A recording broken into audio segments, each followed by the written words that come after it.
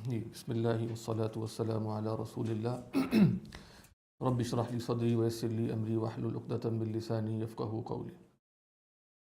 آج انشاءاللہ کتاب الانتباہات المفیدہ عن الاشتباہات الجدیدہ پر نواں لیکچر ہوگا انشاءاللہ۔ بات ہم بہت دفعہ دہرا چکے ہیں کہ یہ کتاب جو ہے یہ ایک خاص معنوں میں علم الکلام کی کتاب ہے، تو ایک جدید اسلوب میں اپنے زمانے کی رعایت کرتے ہوئے لکھی گئی۔ عام طور پہ جو وظائف بیان کیے جاتے ہیں، جو پہلے یہاں بہت دفعہ بیان کر چکا ہوں کہ علم الکلام کے 3 وظائف ہیں۔ ایک تو یہ ہے کہ جس میں بیان عقائد ہے، یعنی عقائد کا بیان ہے اور ان کی وضاحت ہے، ان کی تفصیلات ہیں۔ اس کے بعد جو ہے وہ دوسرا ہوتا ہے کہ اس بات عقائد، یعنی ان کو ثابت کرنا دلائل کے ذریعے سے، ٹھیک ہے، آرگومنٹس کے ذریعے سے۔ تو آرگومنٹس جو ہیں، دلائل جو ہیں، وہ نقلی بھی ہو سکتے ہیں اور عقلی بھی ہو سکتے ہیں۔ تو تیسری چیز ہے، اسے ہم کہتے ہیں دفع شبہات، ٹھیک ہے، یعنی بیان کے بعد اور اس بات کے بعد اگر شبہات وارد ہوتے ہیں، اعتراضات پیدا ہوتے ہیں، تو متکلم کا کام یہ بھی ہے، اس کا وظیفہ یہ بھی ہے کہ وہ ان کا جواب دے، ٹھیک ہے، اور وہ جواب ایسا ہونا چاہیے جو باقی تمام اصولوں سے ہم آہنگ ہو۔ یعنی گویا علم ہوتا ہے، اس میں ہم آہنگی ایک بہت اہم چیز ہوتی ہے، یعنی جو اصول آپ نے بیان کیے ہیں، جو قواعد آپ نے بیان کیے ہیں، تو دوسرے عقائد آپ نے بیان کیے ہیں، اگر کسی ایک خاص جگہ پر کوئی اعتراض وارد ہو رہا ہے تو اس کا جواب ایسا نہیں دیا جائے گا جو کسی دوسرے عقیدے پر زد پڑنے کا باعث بنے، ٹھیک ہے۔ تو اس طرح ایک ہم آہنگ علم وجود میں آتا ہے، جسے ہم علم الکلام کہتے ہیں۔ یہ کتاب جو ہے، اس میں اس طرح سے بیان عقائد بھی نہیں ہے، نہ ہی اس بات عقائد کا کوئی کام کیا گیا ہے، بلکہ صرف دفع شبہات ہے یہ خاص معنوں میں۔ تو اب جو ہم نے بہت دفعہ عرض کیا کہ جو بہت سے شبہات ہو سکتے ہیں، لیکن خاص طور پہ جو اس میں ہدف بنایا گیا ہے وہ ہیں جو اس کی بنیاد میں نیچریت ہے، یہ خاص معنوں میں نیچرلزم ہے، ٹھیک ہے، وہ اس کی بنیاد ہے۔ تو آپ کہہ سکتے ہیں کہ جب مغرب کا اثر ہوا یہاں پر اور مغربی علوم آئے اور اسی طریقے سے استعمار یہاں پر آیا، تو اس کے بعد جو ہے بہت سے لوگ جو یہاں پر تھے، وہ انہوں نے کیا کیا کہ انہوں نے دینی عقائد کو، دینی تعلیمات کو اس کے مطابق بنانے کی کوشش کی، ٹھیک ہے، کیونکہ سائنس کا بہت غلغلہ تھا، سائنٹزم کا زمانہ تھا، تو سائنس یا سائنٹزم یا سائنٹیفک میتھڈ کو ایک معیار بن گیا، اور دینی عقائد ہیں یا دو دینی تعلیمات ہیں، ان پر پرکھا جائے گا۔ تو جو چیز اس پر فٹ بیٹھے گی اس کو قبول کر لیا جائے گا، جو نہیں بیٹھے گی اس کو رد کر دیا جائے گا۔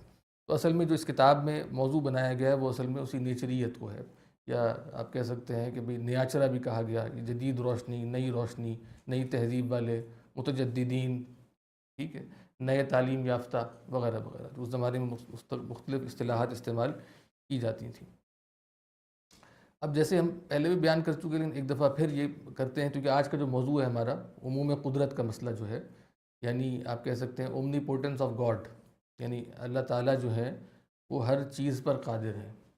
ہر چیز پر قادر ہونے سے مراد ہے کہ ہر ممکن شے پر قادر ہے، یعنی کوئی بھی ممکن شے یا ممکن چیز ایسی نہیں ہے جو اللہ تعالیٰ کے دائرہ قدرت سے خارج ہو، باہر ہو، بلکہ اس کی دائرہ قدرت میں تمام جملہ امکانات داخل ہیں۔ یہ اصل میں موضوع ہے، ٹھیک ہے، کیونکہ اس موضوع کا براہ راست تعلق اس مسئلے سے ہے۔ وہ مسئلہ یہ ہے کہ جب آپ نیچریت کے زیر اثر ہوتے ہیں یا آپ نیچرلزم کے قائل ہوتے ہیں، چاہے وہ نیچرلزم فلسافیکل ہو یا دوسرا میتھڈولوجیکل ہو، یعنی ہم نے ایک تفریق شروع میں کی تھی شاید پہلے لیکچر میں یا دوسرے میں، کہ نیچرلزم جو ہے ایک فلسافیکل ہوتا ہے، اور وہ فلسافیکل نیچرلزم یہ ہے کہ بھئی آپ گویا خدا کا انکار کر دیں اور کہیں کہ نیچر جو ہے وہ خود مکتفی ہے، اپنے آپ کو ایکسپلین کرنے کے لیے بالکل کافی ہے، کوئی خدا کی، کسی ٹرانسینڈنٹ بینگ کی، کسی ماورائی وجود کی کوئی حاجت اسے نہیں ہے، نے گویا اپنے آپ کو خود پیدا کیا یا کچھ چاند سے وجود میں آ گئی۔ یہ مختلف طرح کی ایکسپلینیشنز ہیں۔ تو یہ ہے کہ آپ نیچرلزم کو یا نیچریت کو اس کے آخری درجے پر لے گئے، یہ کیا ہے، فلسافیکل ہے، یعنی ان دین آپ نے انکار بھی کر دیا۔ دوسرا یہ ہے کہ آپ کہتے ہیں کہ بھئی ہم انکار تو نہیں کرتے، ٹھیک ہے، لیکن ہم کیا کرتے ہیں، ہم ایز اے میتھڈ اسی نیچرلزم کو ہی استعمال کرتے ہیں۔ تو ان دی اینڈ آپ دیکھیں تو سارا جو سائنٹیفک میتھڈ ہے، یا وہ لوگ جو لازمی نہیں کہ خدا کا انکار کریں، لیکن گویا خدا ان کے ہاں ارریلیونٹ ہوتا ہے، موضوع بحث نہیں ہوتا، تو ان کے خیال میں ہمیں نیچر کو زیر بحث لانا ہے، ہمیں کائنات کو زیر بحث لانا ہے، اور کائنات کے جو قوانین ہے، مادہ ہے، اس کے افعال ہیں، خواص ہیں، ان کو زیر بحث لانا ہے۔ اور ہم یہ دیکھ رہے ہیں کہ چلو ٹھیک ہے کہ اپنے وجود میں چاہے اس کو حاجت ہو، یعنی یہ بات کہ وہ عدم سے کیسے وجود میں آئی، تو اس میں چاہے خدا کی ایک حاجت ہے، ہمیں ایک ہائپوتھیسس رکھنا چاہیے، یہ مان لیتے ہیں کہ گاڈ ہے جس نے اس کو بنایا، لیکن اس کے بعد ضرورت نہیں ہے خدا کی. گویا اب جو چل رہی ہے کائنات وہ کچھ خاص قوانین کے زیر اثر ایک خاص ترتیب میں چل رہی ہے. تو اب گویا ہمیں اسے سمجھنا ہے بس. یہ کیا ہے؟ یہ ہے میتھڈولوجیکل نیچرلزم.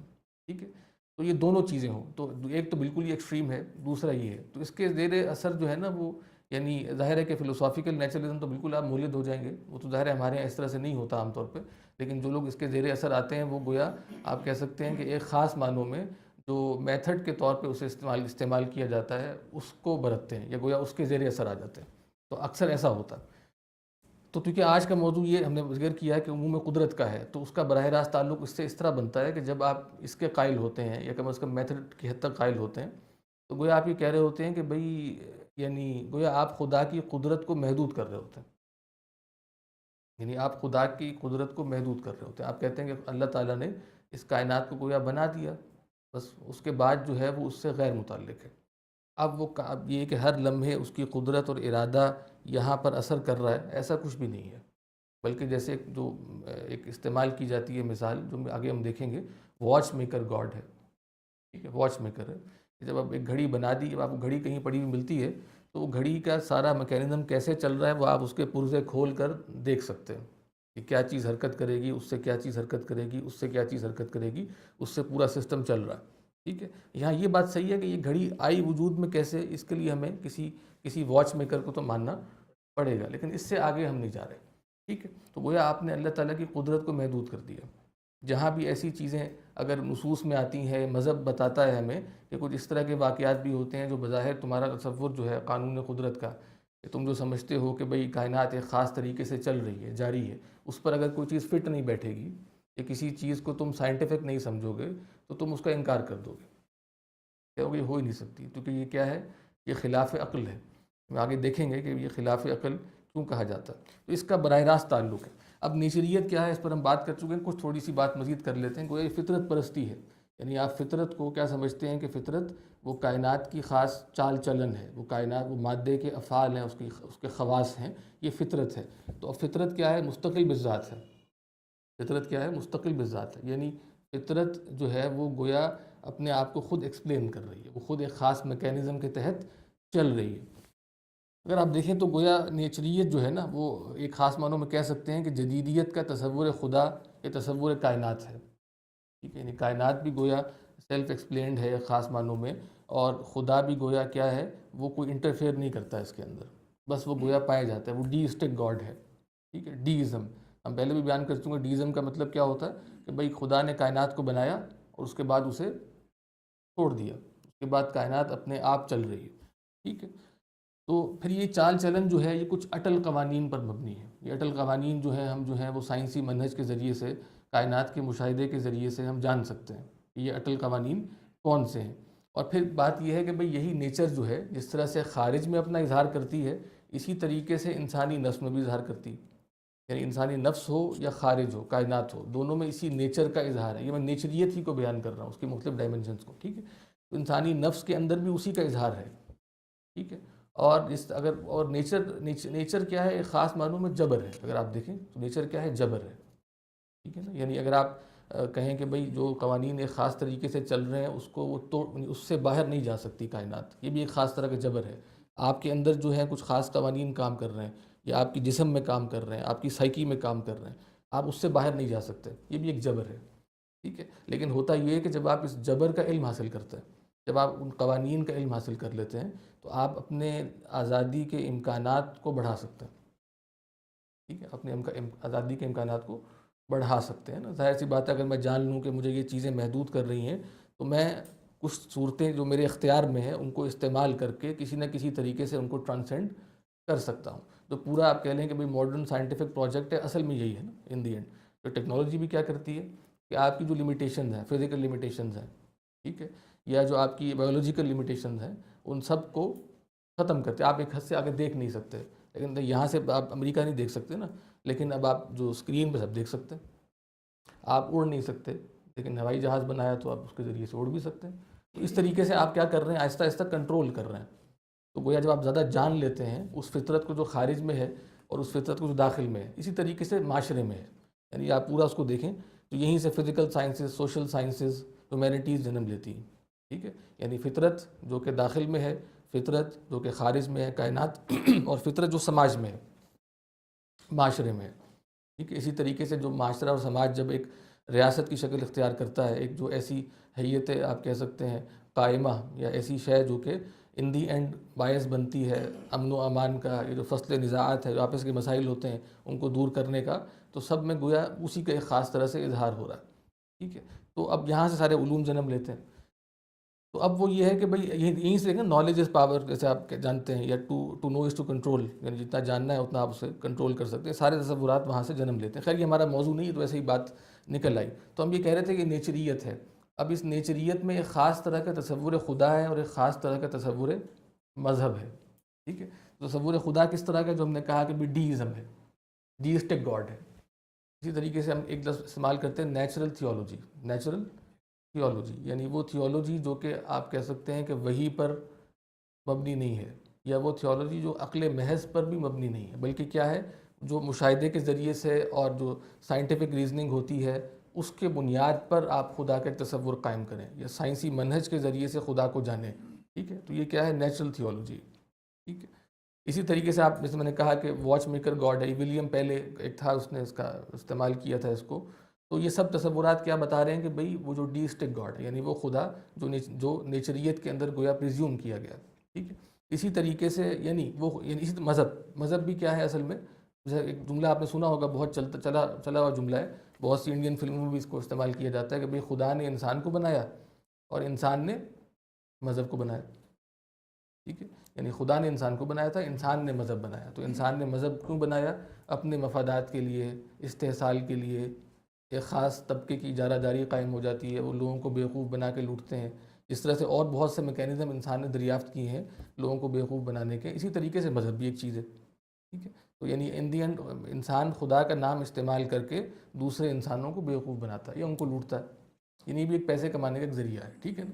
تو یہ بھی تصور کہاں سے پیدا ہو رہا ہے؟ انڈین ڈیسٹک گاڈ سے. کیونکہ خدا نے مذہب تو نہیں بنایا. شریعت دینے کا مطلب کیا؟ خدا انٹرفیئر کر رہا ہے. خدا تم سے کچھ چاہتا ہے کہ تم یہ کرو، تم یہ نہ کرو، اس طرح سے زندگی گزارو، یہ اخلاقی قدریں ہیں وغیرہ وغیرہ. ایسا کچھ بھی نہیں ہے، بلکہ کیا ہے، بس خدا نے بنا دیا، اس کے بعد جو سارا کچھ کر رہا ہے وہ انسان ہی کر رہا ہے. یعنی یہ خاص طرح کا تصور خدا ہے، ایک خاص طرح کا تصور مذہب ہے. آپ دیکھیں ان دی اینڈ جو جدیدیت کا پورا پروجیکٹ ہے اس کے اندر بھی کیا ہے؟ آزادی. تو آزادی ہے نا، یا ترقی ہے. تو ان سب کے اوپر جو قدغنیں لگاتی ہے وہ شریعت لگاتی ہے. یعنی خدا کی انٹرفیئرنس اگر جتنی زیادہ ہوگی اتنا مسئلہ پیدا ہوگا. سمپل سی بات ہے، یعنی انسان کی اتنی آزادی محدود ہوگی. یعنی اگر آپ خدا کو قادر مطلق مانیں گے تو انسان کو تو آپ قادر نہیں مان سکتے کسی بھی صورت میں. قادر ایک ہی ہو سکتا ہے، ٹھیک ہے. یعنی ان دی اینڈ اگر دیکھا جائے، جب خدا کو آپ قادر مطلق مانتے ہیں تو فلسافیکلی جبر ہی لازم آتا ہے ان دی اینڈ دیکھا جائے تو. یعنی انسان مجبور محض ہی نکلتا ہے ان دی اینڈ. لیکن ظاہر ہے یہ بات تو چلنے کی نہیں ہے نا. اس بات کی بنیاد پر تو آپ کوئی ترقی نہیں کر سکتے، اس بات کی بنیاد پر تو کوئی نئے نئے علوم نہیں پیدا کیے جا سکتے، اس بات کی بنیاد پر لوگوں کو موٹیویٹ بھی نہیں کیا جا سکتا، ٹھیک ہے. کچھ بھی نہیں ہو سکتا نا. تو سب ختم ہو جائے گا. اس لیے خدا کا ایک خاص تصور ہے کہ بس وہ بنا دیا، اس کے بعد وہ کوئی تعلق خاص نہیں ہے. اچھا، اب جیسے ہم نے کہا کہ بھئی ہم کیا سمجھتے ہیں؟ ہم یہ سمجھتے ہیں کہ اللہ تعالیٰ جو ہیں وہ صرف خدا نہیں مانتے، ہم خدائے برحق کے قائل ہیں. یعنی کہ ہم سمجھتے ہیں کہ اللہ سبحانہ و تعالیٰ کی بعض صفات ہیں، اور وہ صفات جو ہیں وہ صفات کمالیہ ان کو ہم کہتے ہیں. ایسی صفات ہیں جو لازماً خدا میں ہونی چاہیے، اللہ تعالیٰ میں لازماً ہونی چاہیے. اگر اللہ تعالیٰ میں وہ صفات ہی نہ ہو تو گویا اللہ تعالیٰ نہ رہے، یعنی خدا نہ رہے اگر وہ صفات نہیں آپ مانتے. انہی صفات میں قدرت ہے، جسے آپ قدرت کیا کہتے ہیں؟ عموم قدرت ہے. ہر چیز آپ کی اگر تحت القدرہ نہ ہو، یعنی آپ اومنی پوٹنٹ نہ ہو، اسی طرح آپ اومنی شینٹ نہ ہو، یعنی علم کامل نہ ہو، قدرت کاملہ نہ ہو، ٹھیک ہے. اسی طرح ارادہ اگر نہ ہو، اسی طرح حیات اگر نہ ہو. یہ ساری صفات وہ ہیں کہ اگر اللہ تعالیٰ میں یہ صفات نہ ہو تو گویا اللہ تعالیٰ ہی نہ رہے. یعنی گویا ایسے ہم کہتے ہیں دلیل خلف ایک ٹرم استعمال کی جاتی ہے کہ آپ گویا یعنی اگر آپ اس طرح کے خدا کو مانیں گے تو گویا آپ نے خدا ہی کو نہیں مانا. اور وہاں تھانوی نے گویا اس میں استعمال بھی جگہ پہ کیا کہ بھی ایسے خدا کو ماننے سے بہتر تو ہے وہ تو گویا کس طرح خدا ہے؟ پینشن یافتہ خدا. انہوں نے پینشن یافتہ ہے کہ جو ریٹائر ہو چکا ہے اس کو پینشن لگ گئی ہے. تو گویا یہ بھی الہاد ہی ہے نا، الہاد ہے. جیسے ہم نے ذکر کیا تھا کہ بھئی الہاد بھی کیا ہے؟ کلی مشکک ہے. کلی مشکک ایک ایسی شے ہوتی ہے، ایسا مفہوم ہے جس کے بہت سے افراد ہو سکتے ہیں، اور ان افراد میں بھی کمی زیادتی ہو سکتی ہے، اس تصور کے اطلاق میں جو افراد پر ہوگا کمی زیادتی ہو سکتی ہے۔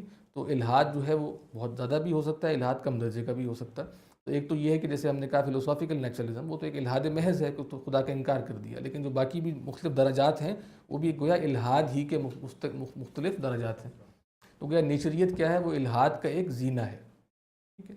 تو ظاہر سی بات ہے کہ جو مسلمان مفکرین ہیں، متجددین ہیں، وہ اس طرح تو نہیں کر رہے کہ انہوں نے قرآن و حدیث کا انکار کر دیا ہو یا خدا کا انکار کر دیا ہو، لیکن وہ گویا کسی درجے پر ہی پائے جا رہے ہیں۔ ان دی اینڈ وہ کہیں نہ کہیں خدا کا ان کا تصور درست نہیں ہے، وہ خدا کے اندر سے کچھ صفات کمالیہ جو خدا میں ہونا لازمی ہے ان میں سے کسی کا انکار کر رہے ہیں یا اس کو محدود کر رہے ہیں وغیرہ وغیرہ۔ تو آج کا مبحث بھی کیا ہے؟ وہی عموم قدرت، اللہ تعالیٰ کی قدرت جو ہے وہ ہر شے کو شامل ہے، ہر ممکن کو شامل ہے، اور ممکن سے جو مراد ہوتی ہے نا وہ ہوتی ہے جس سے کوئی محال لازم نہ ہے۔ بہت دفعہ یہاں بیان کر چکے ہیں، یعنی جو پاسبل ہو، تو ہم کہتے ہیں ہر ممکن کو شامل ہے۔ تو اس سے اس طرح کے جو اشکالات یا اس طرح کے اعتراضات جو بہت سے لوگ اٹھاتے ہیں، مثلاً کیا خدا ایسا پتھر بنا سکتا ہے کہ جس کو وہ خود نہ اٹھا سکے، یا اس طرح کی اور بہت سے پیراڈاکسز جو کریٹ کیے جاتے ہیں، ان سب کا جواب بھی یہاں سے ہو جاتا ہے کہ ہر ممکن پر قادر ہے۔ جو محال ہوتا ہے وہ کوئی شے نہیں ہوتی، وہ ایبسرڈ ہوتا ہے، ٹھیک ہے۔ محال ہو ہی نہیں سکتا کیونکہ وہ کوئی شے ہی نہیں ہے، وہ امپاسبل ہے، ٹھیک ہے۔ تو اس پر کہنا کیا خدا اس پر قادر ہے یا نہیں ہے، یہ ایک جیسے آپ کہہ لیں کہ یعنی ایک کیٹیگری مسٹیک ہے بیسیکلی، یعنی کہ ایسی شے ہے جو اصل میں وجود کو قبول ہی نہیں کر سکتی، اس میں کوئی ایسی استعداد ہی نہیں ہے، وہ تصور ہی متناقض ہے، وہ وجود میں کیسے آ سکتا ہے؟ تو آپ کہہ رہے ہیں کیا اس کو خدا وجود دینے پر قادر ہے کہ نہیں؟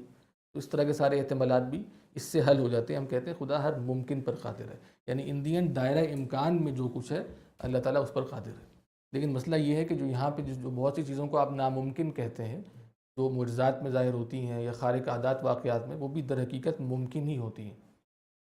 ہم بہت دفعہ دیکھ چکے ہیں نا ممکن کیا ہے، یعنی ممکن عادی کسے کہتے ہیں، ممکن عقلی کسے کہتے ہیں، یا بہت دفعہ ہم بیان کر چکے ہیں، ٹھیک ہے۔ تو ممکن عادی جو ہے وہ ہے جو کہ عام طور پہ ہوتا ہے، جیسے ممکن ہے کہ ابھی یہاں کچھ واقعہ ہو جائے، ممکن ہے کہ باہر یہ ہو جائے، ممکن ہے کہ یہ ہو جائے، سب جو عام طور پہ ہوتا رہتا ہے۔ لیکن یہ ممکن نہیں ہے کہ بھئی اچانک یہ مکان الٹا ہو جائے، یہ ممکن نہیں ہے، ممکن عادی نہیں ہے، لیکن ممکن عقلی ہے، ایسا بھی ہو سکتا ہے، ٹھیک ہے، کچھ بھی ہو سکتا ہے اس طرح سے۔ یا مثلا میں نے مثال پہلے بھی دی تھی کہ آپ چھت سے چھلانگ لگائیں، آپ اوپر جانے کے نیچے جانے کے اوپر چلے جائیں، یہ بھی ہو سکتا ہے، ممکن عقلی ہے۔ تو یہ سب امکان میں داخل ہیں، ٹھیک ہے۔ لیکن امکان کا دائرہ کون سا ہے؟ امکان عقلی کا۔ اس پر ہم بہت تفصیل سے گفتگو پہلے بہت دفعہ کر چکے ہیں۔ تو خیر ہم بات کر رہے تھے کہ یہ خاص طرح کا تصور خدا ہے، ایک خاص طرح کا تصور مذہب ہے جو اس نیچریت کے پیچھے ہے۔ تو نیچریت گویا الحاد کا زینہ ہے، یعنی آپ خدائے برحق کا انکار کر رہے ہیں، یعنی ایسے خدا کا انکار ہے جو صفات کمالیہ سے تہی ہے، خالی ہے، ٹھیک ہے۔ یعنی کہ کون سا خدا ہے؟ جو کائنات سے لا تعلق ہے، جو غیر قادر ہے، ٹھیک ہے، عالم مطلق نہیں ہے، ٹھیک ہے، وغیرہ وغیرہ۔ تو اب جیسے یہ بات کچھ نیچریت پر ہو گئی ہے، ان کا تصور خدا، تصور مذہب۔ اب اس تصور یعنی نیچریت کے زیر اثر خاص طور پہ ہمارے ہاں جو متجددین تھے، جیسے سر سید ہیں اور بہت سے اس طرح کے لوگ ہیں، ان پر کون کون سے اثرات پیدا ہوئے، وہ 5-6 پوائنٹس میں نے نوٹ کیے تھے، ان کو ہم ایک دفعہ دیکھ لیتے ہیں اس کو شروع کرنے سے پہلے، تاکہ اس میں آسانی ہو جائے۔ تو پہلی جو بات ہے نا وہ یہ ہے کہ ان کے ہاں ایک تفریق پیدا ہوئی، جسے ہم کہتے ہیں word of God and work of God, ٹھیک ہے۔ یعنی ایک خدا کا جیسے وہ کہتے ہیں کہ ایک وعدہ فعلی ہے اور ایک وعدہ قولی ہے۔ تو وعدہ قولی کیا ہے؟ جو ورڈ آف گاڈ ہے، اور وعدہ فعلی کیا ہے؟ جو ورک آف گاڈ ہے، ٹھیک ہے۔ تو اس میں کبھی تضاد نہیں ہو سکتا، اس میں کبھی آپس میں تناقض نہیں ہو سکتا۔ اگر سے یہ جو شروع میں استعمال کیا تھا یہ مطلب جیسے گلیلیو نے استعمال کیا تھا کہ بائبل اور سائنس کے حوالے سے، کہ بائبل کیا ہے؟ وہ ورڈ آف گاڈ ہے، سائنس کیا ہے؟ وہ ورک آف گاڈ ہے۔ تو سر سید نے اور ہمارے یہاں کچھ لوگوں نے بس قرآن کر دیا، قرآن کیا ہے؟ ورڈ آف گاڈ ہے، اور سائنس کیا ہے؟ ورک آف گاڈ ہے۔ تو اس میں کبھی کوئی آپس میں تضاد نہیں ہو سکتا، کیونکہ اگر تضاد ہوگا، جیسے میں پڑھتا ہوں ابھی آپ کے سامنے، جیسے ان کی کتاب بھی ہے کہ التحریر فی اصول التفسیر سر سید کی، تو وہ کیا کہتے ہیں اس میں، تو وہ کیا فرماتے ہیں اس میں ذرا آپ غور کریں۔ تو وہ کہتے ہیں کہ بھئی وہ لکھتے ہیں کہ ہمارا یقین ہے کہ قرآن مجید حقیقت امور کے مطابق ہے، ہمارا یقین ہے کہ قرآن مجید حقیقت امور کے مطابق ہے، کیونکہ وہ ورڈ آف گاڈ ہے اور بالکل ورک آف گاڈ کے اس کے مطابق ہے، یعنی ورک آف گاڈ اس کے بالکل مطابق ہے۔ بالفاظ دیگر ہمارا یقین کامل ہے کہ ورک آف گاڈ اور ورڈ آف گاڈ کبھی مختلف نہیں ہو سکتے۔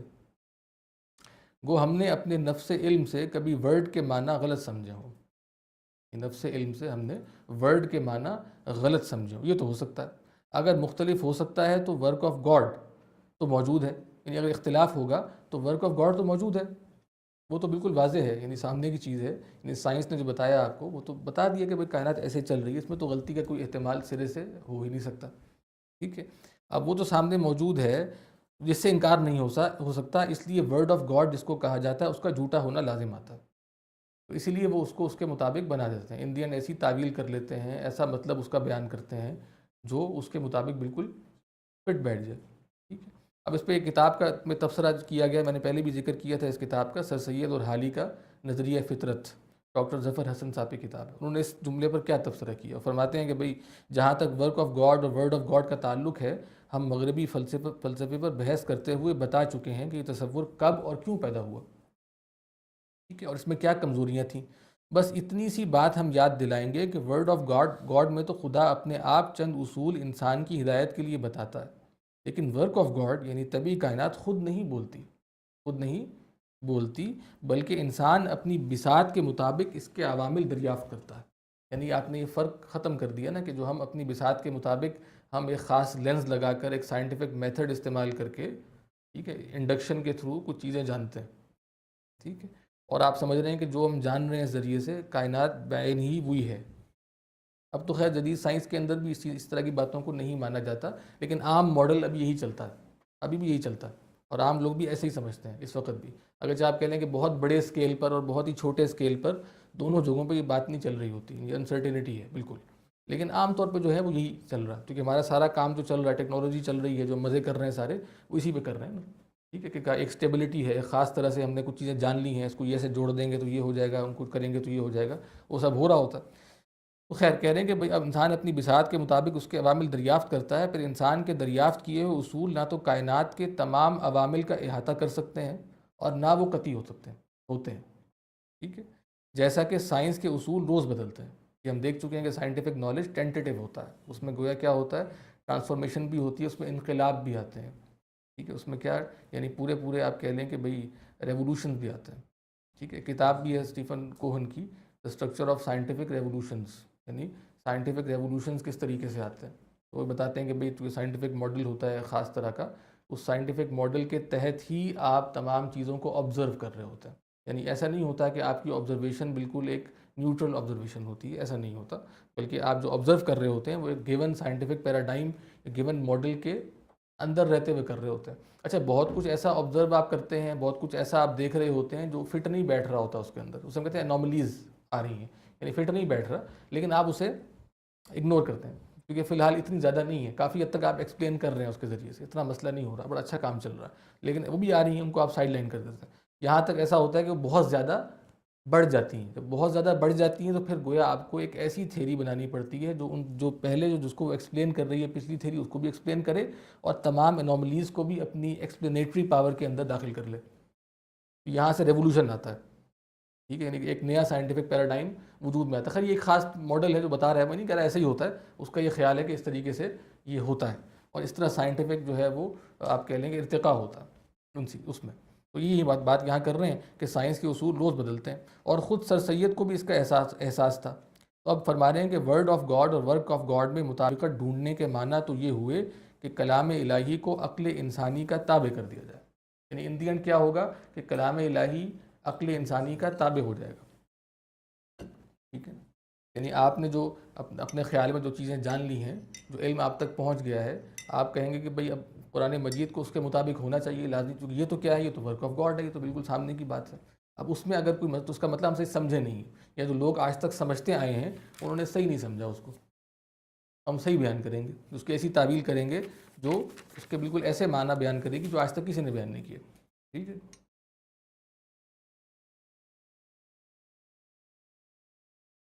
تو ایک تو یہ بات ہے، کوئی بات تو نہیں ہے، کوئی سوال تو نہیں ہے بیچ میں؟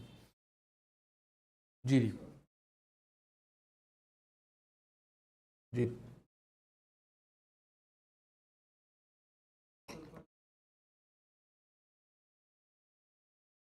انصاف پرست ہے. اچھا.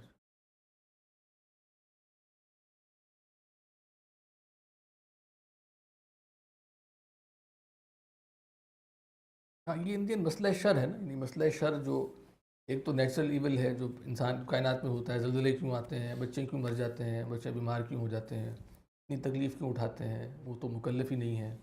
پھر جو ہیومن ایول ہے، جو یہاں ظاہر غزہ کا مثال تو یہ تو نہیں ہے کہ وہ خود ہی بیماریوں سے مر رہے ہیں، بلکہ ان کو مارا جا رہا ہے، وہ انسان مار رہے ہیں، یعنی ظلم کر رہے ہیں، ایسے ہی ہو رہا ہے نا۔ تو یہ دونوں چیزیں انڈین یہ مسئلہ شر ہے، یعنی آپ خدا کے وجود کے ہوتے ہوئے شر کو کیسے ایکسپلین کر سکتے ہیں، یا خدا کا یہ کہ وہ قادر مطلق ہے اور عالم مطلق بھی ہے، تو پھر شر کو کیسے ایکسپلین کیا جا سکتا ہے؟ تو اس کے بہت سے جوابات دیے گئے ہیں، وہ دیے بھی جاتے ہیں، لیکن مسئلہ شر کی بنیاد پر انکار تو نہیں کیا جا سکتا نا ان دی اینڈ۔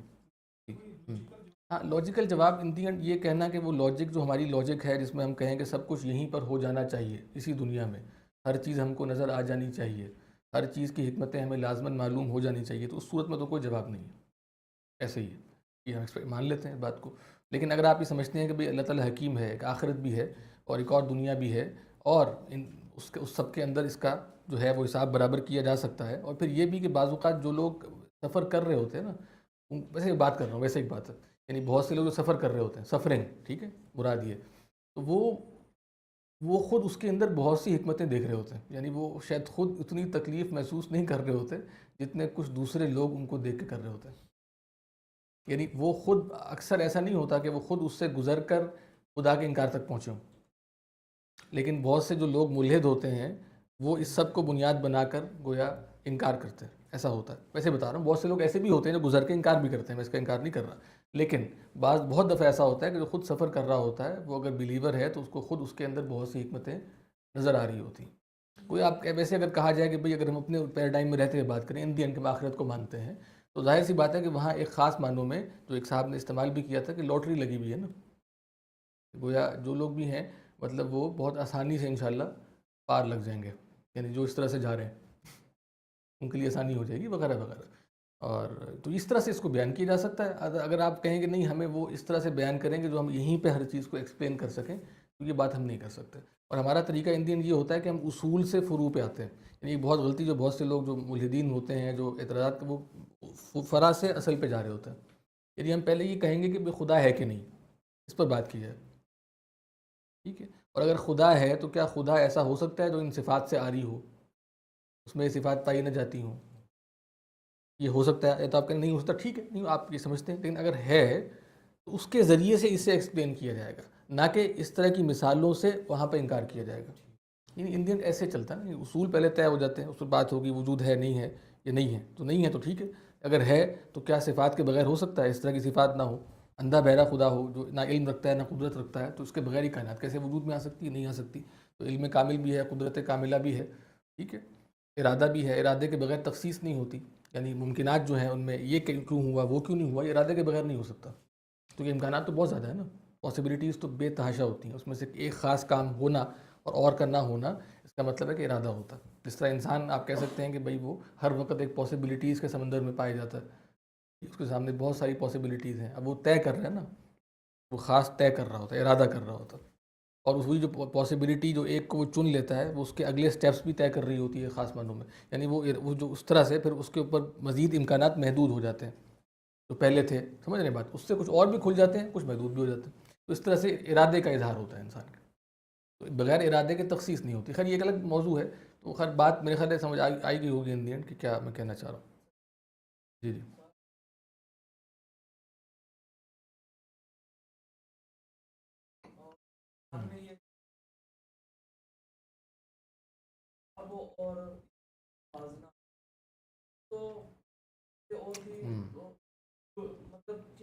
جی جی ایسے ہی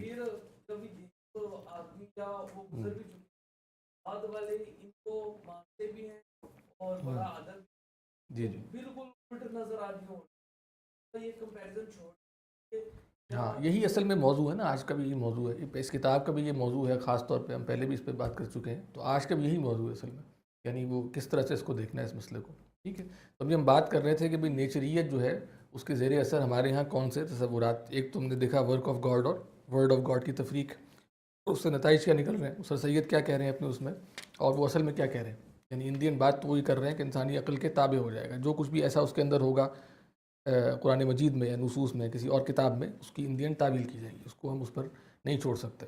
دوسرا جو یعنی وہ فطرت کو کیا کہتے ہیں، جیسے ورڈ آف گاڈ ہے نا، سوری ورک آف گاڈ ہے، تو کہتے ہیں کہ فطرت یہ اصل میں کیا ہے، خدا کا فعل ہے، خدا کا فعل ہے، یا وہ خدا کی عادت ہے، ٹھیک ہے، یا خدا کی سنت ہے۔ یہ انڈین اس سب کو وہ ایک خاص معنوں میں مذہبی زبان میں بیان کرتے ہیں اور اسے ایکسپلین کرنے کی کوشش کرتے ہیں کہ خدا کا فعل ہے، خدا کی عادت ہے، خدا کی سنت ہے، اور خدا کی سنت کبھی نہیں بدلتی۔ تو وہ قرآن مجید سے حوالہ دیں گے، جو سبھی ہم پڑھیں گے تو یہاں بھی آئے گا کہ وَلَن تَجِدَ لِسُنَّتِ اللَّهِ تَبْدِيلًا، کہ وَلَن تَجِدَ لِسُنَّتِ اللَّهِ تَحْوِيلًا، لَا تَبْدِيلَ لِخَلْقِ اللَّهِ وغیرہ وغیرہ۔ تو سب یہ وہ استعمال کرتے ہیں، ٹھیک ہے جی، اور اس کو استعمال کر کے ہی قرآن مجید ہی کی تعویلات کر رہے ہوتے ہیں ان دی اینڈ، ٹھیک ہے۔ یعنی فطرت کیا ہے، خدا کا فعل ہے، خدا کی عادت ہے، سنت ہے وغیرہ وغیرہ، اور سنت کبھی نہیں بدلتی۔ تو یہ ایک تصور ہو گیا، یہ word of God, work of God کے تحت ہی ہے۔ دوسری بات وہ کہتے ہیں بھائی خلاف فطرت خلاف عقل ہے، یعنی خلاف فطرت جو ہے یہ خلاف عادت، خلاف سنت، خلاف عقل ہوتا ہے، ٹھیک ہے۔ وہ جو ہم نے کہا کہ عقل اور عادت کے احکام جدا جدا ہیں، جو اصول موضوع ہم نے اس کتاب میں دیکھے ہیں، اس میں سے ایک اصل موضوع کیا تھی کہ عادت کے اور عقل کے احکام جدا جدا ہیں، یعنی ممکن عادی اور ممکن عقلی الگ الگ ہوتا ہے۔ وہ جو ہم یہاں بہت دفعہ بیان کرنے کی کوشش کرتے ہیں تو ان کو ایک سمجھ لیتے ہیں یہ، ٹھیک ہے۔ یعنی ان دی اینڈ اس میں امتیاز نہیں کر پاتے، ان کے خیال میں جو خلاف فطرت ہے وہ ناممکن ہے اور محال ہے، ٹھیک ہے۔ تو خیر ہم یہ جیسے ایک بات ہے کہ بھئی علم جو ہوتا ہے نا، کوئی بھی انسان علم حاصل کرتا ہے کسی بھی قسم کا علم، اس کا ایک مقصد یہ ہوتا ہے کہ آپ یعنی تصورات میں یا آئیڈیاز میں یا جو بھی آپ کی معلومات ہیں اس کے اندر کیا کر لیں، ایک تو مابہ الاشتراک دریافت کر لیں، یعنی جس چیز کی جس تصور کے تحت یہ ایک ہو جاتا ہے، اسی طرح مابہ الامتیاز کو دریافت کر لیں کہ جس کی بنیاد پر یہ الگ الگ ہوتا ہے، ٹھیک ہے۔ یعنی کوئی بھی تصورات دو جو ہیں وہ اگر الگ ہیں تو ان میں امتیاز کس بنیاد پر ہے، یہ بھی علم کا ایک مقصد ہے، امتیاز کو جان لیا جائے، اس کی بنیاد پر وہ الگ الگ ہے، ٹھیک ہے۔ اسی طرح کیا ہے کہ اشتراک کو بھی جان لیا جائے، اس کو ہم لینگویج میں کہتے ہیں کہ مابہ الاشتراک، مابہ الاشتراک، جس کی بنیاد پر اشتراک ہے اس کو بھی جان لیا جائے، اور مابہ الامتیاز کو بھی جان لیا جائے۔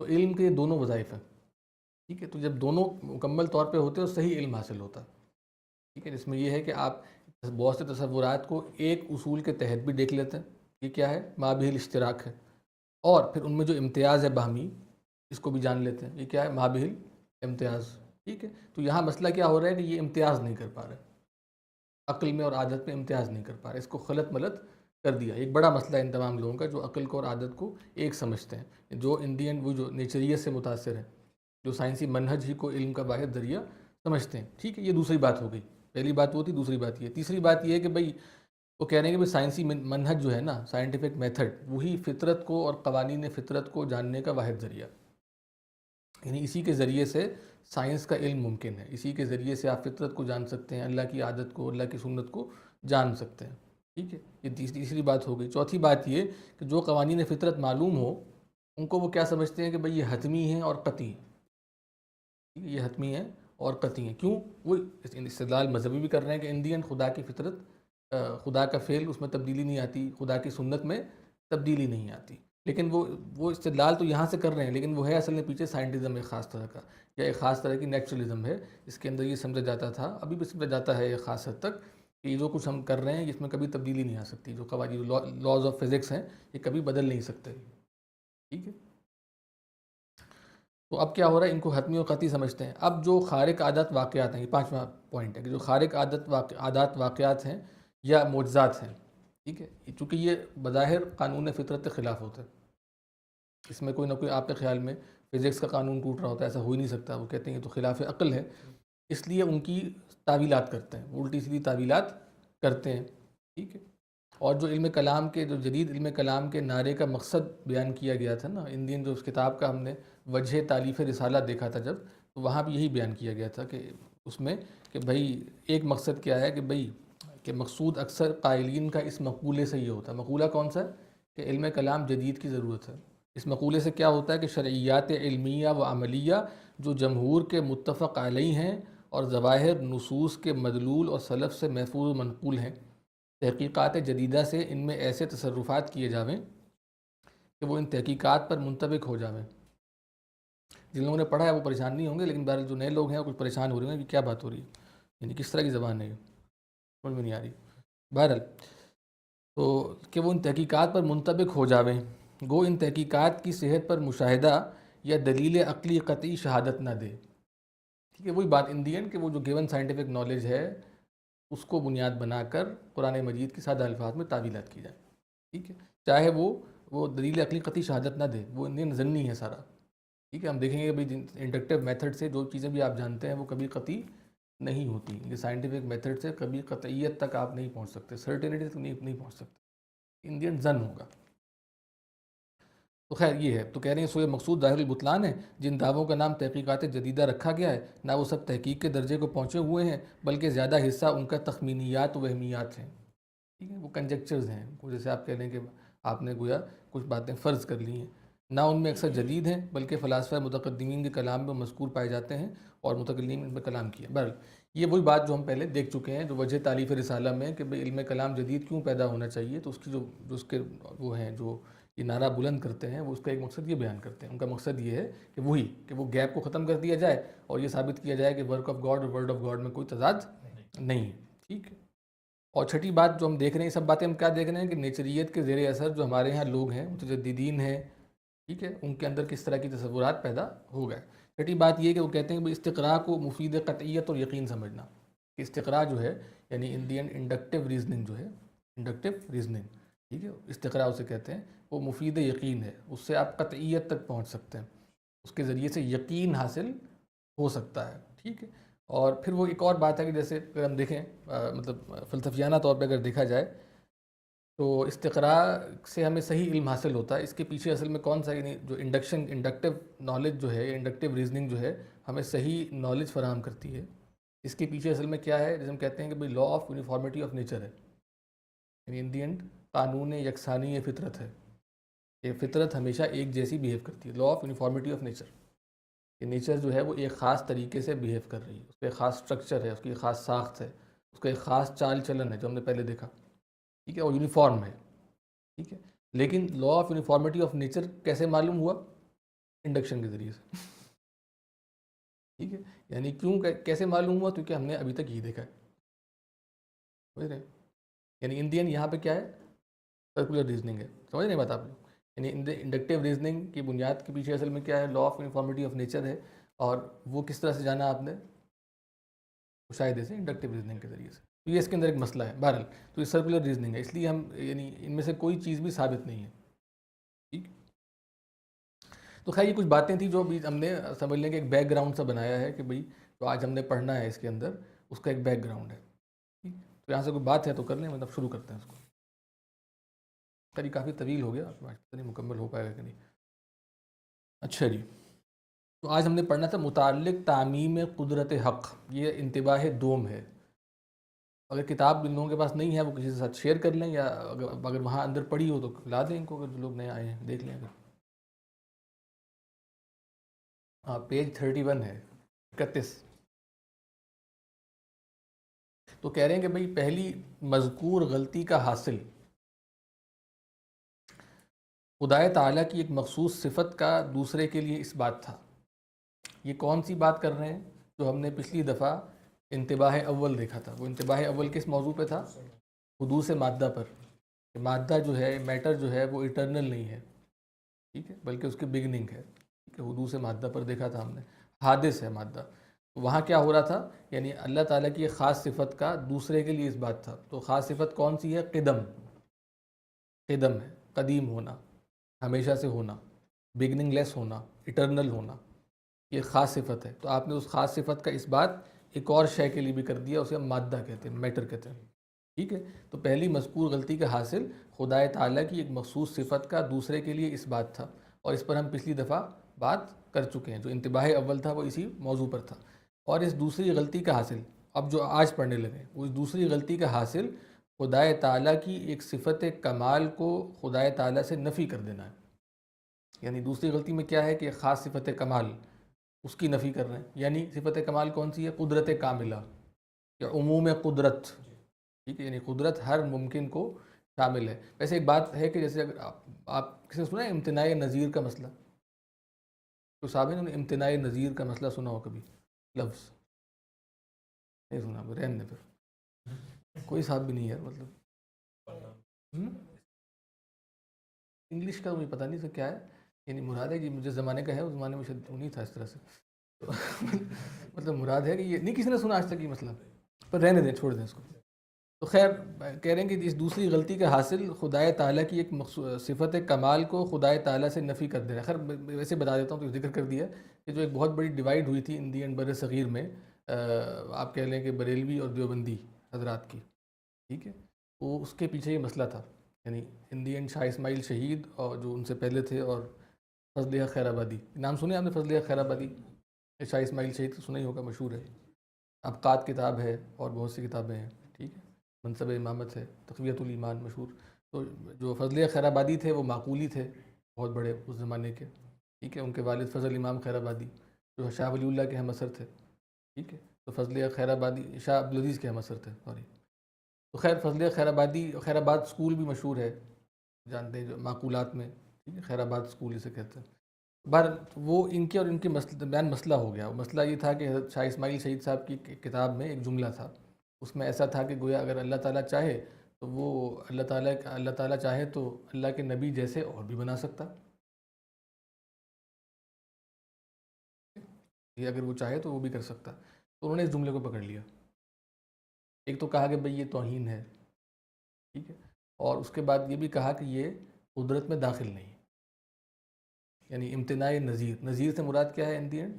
اللہ کے نبی کی نظیر مثال، اور امتناع امپاسبلٹی، ٹھیک. تو یعنی یہ مسئلہ پیدا ہوا. تو اس کے اندر بہت بڑی ڈیوائڈ پیدا ہوئی ان دی اینڈ. اس سے ایک اور مسئلہ پیدا ہوا بعد میں، اور پھر وہ جو دیوبند اور بریلی کے حضرات تھے ان کے درمیان بھی یعنی کشمکش کا باعث بنا. بہرحال وہ شاہ اسماعیل کو نہیں کرتے، بلکہ یعنی جو بریلوی تھے ان کے ہاں فضل خیر آبادی وغیرہ ہیں، اور جو دیوبند تھے انہوں نے ان کو بھی اون کیا شاہ اسماعیل صاحب کو. اس کی یہ بھی ایک بڑی وجہ ہے. خیر ویسے بتا رہا ہوں اس کا تعلق بھی اسی مسئلے کے ساتھ ہے.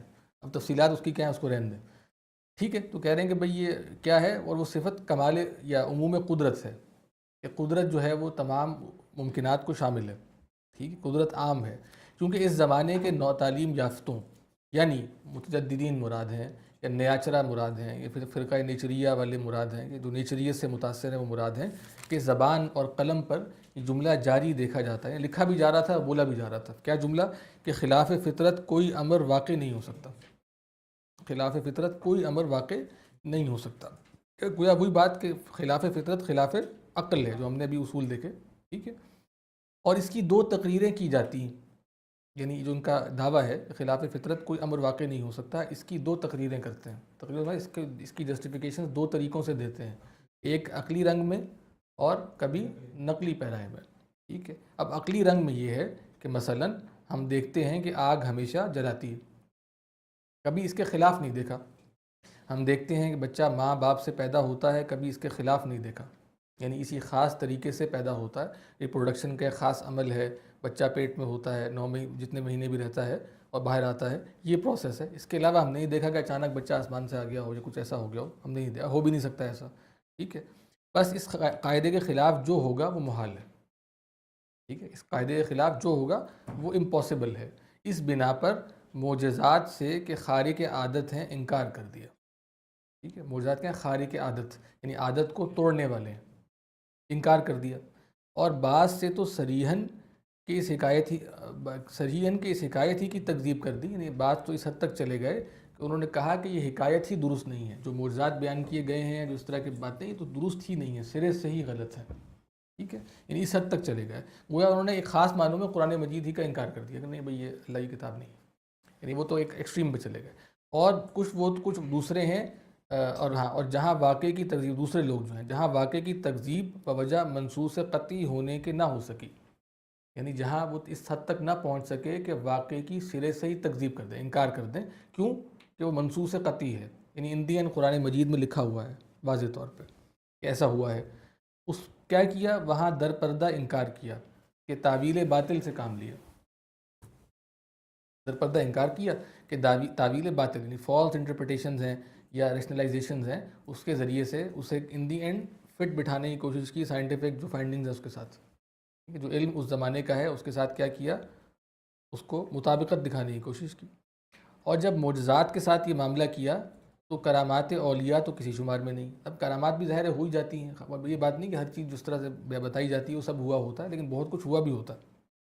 یعنی سب کچھ نہیں ہوا ہوتا جو کہا جا رہا ہوتا ہے، لیکن بہت سی باتیں ہوئی بھی ہوتی ہیں واقعی میں. اور ویسے بھی لوگوں کا بہت سے ایکسپیرینسز ہوتے ہیں لوگوں کے، جو عجیب و غریب چیزیں بھی دیکھتے ہیں جو ان دی اینڈ کسی بھی طرح سے ایکسپلین نہیں کی جا سکتی. جو ہم سب بہت سے لوگوں کا اپنا تجربہ اس طرح کا ہوتا ہے. بہرحال تو کہہ رہے ہیں تو اب جب معجزات کے ساتھ یہ معاملہ کیا تو کرامات اولیاء تو کسی شمار میں نہیں.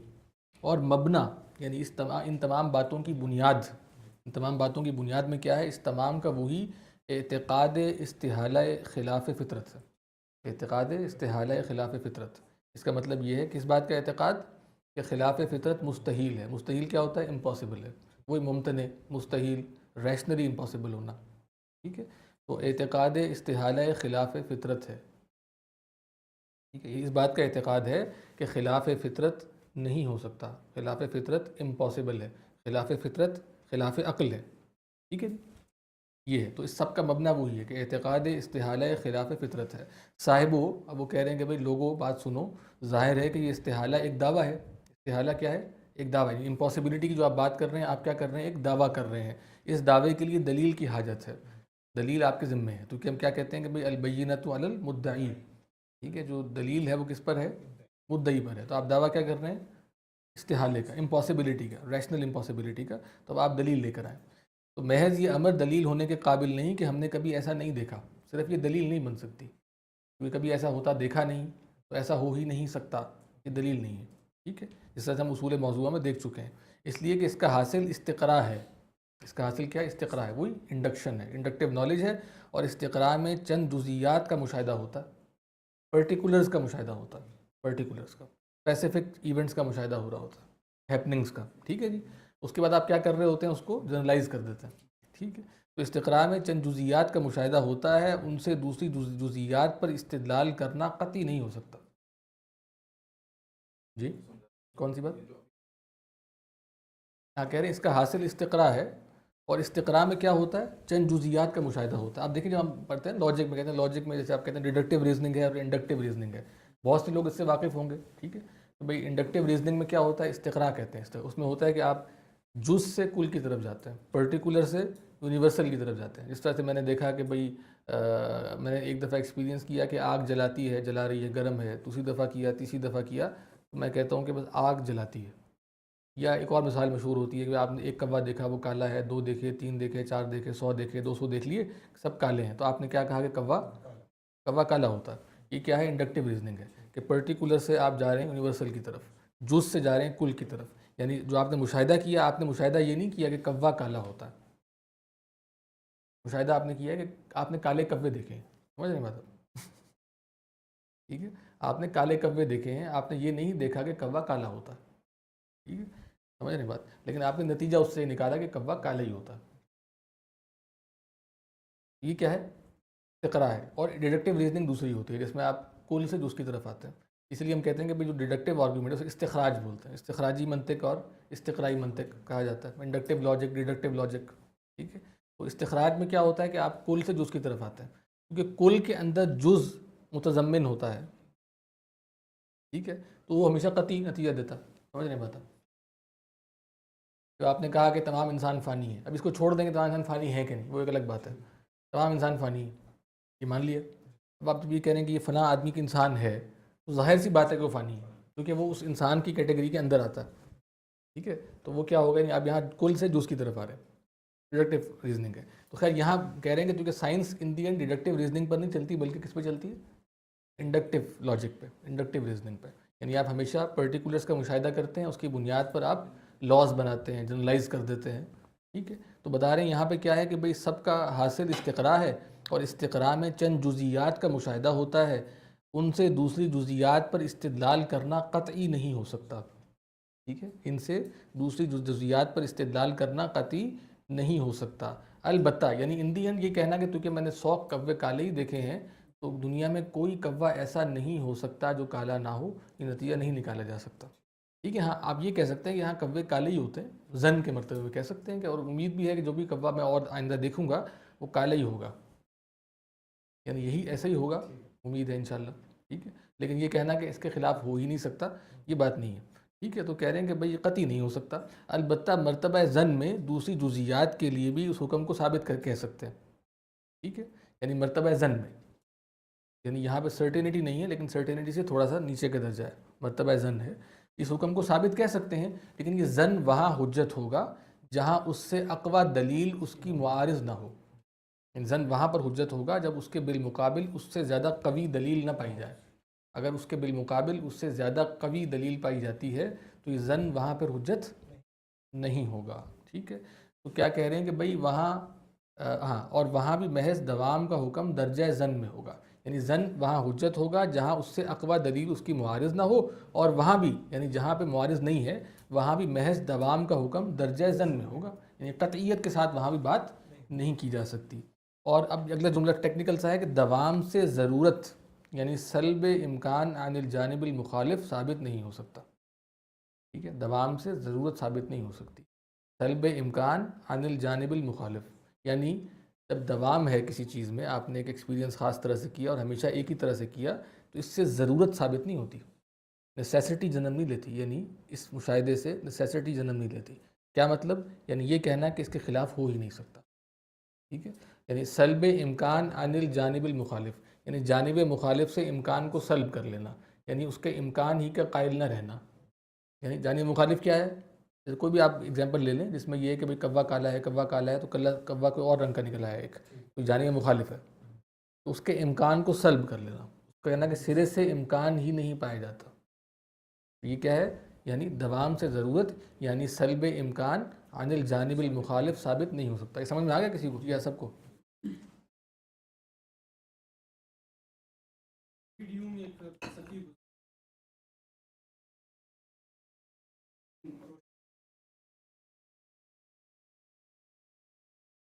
تو ہماری نفس ہمارا وہ بن جاتا ہے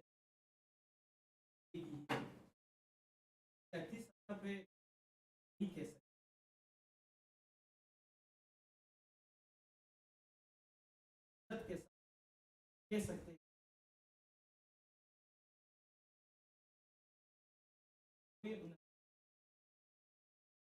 ہو چکی وہ روشنی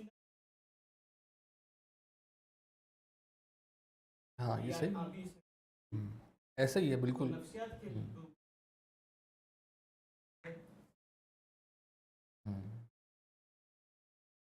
ہاں، لیکن وہ یہی بتانا چاہ رہے ہیں، ہاں وہ یہی اصل میں بتانا چاہ رہے ہیں. تو کازیلٹی کا انکار جب کر رہا ہے وہ، تو یہ کہہ رہا ہے کہ جو اصل میں آپ جس کو کازیلٹی کہتے ہیں ان دی اینڈ، وہ کازیلٹی تو آپ کے علم میں آتی نہیں.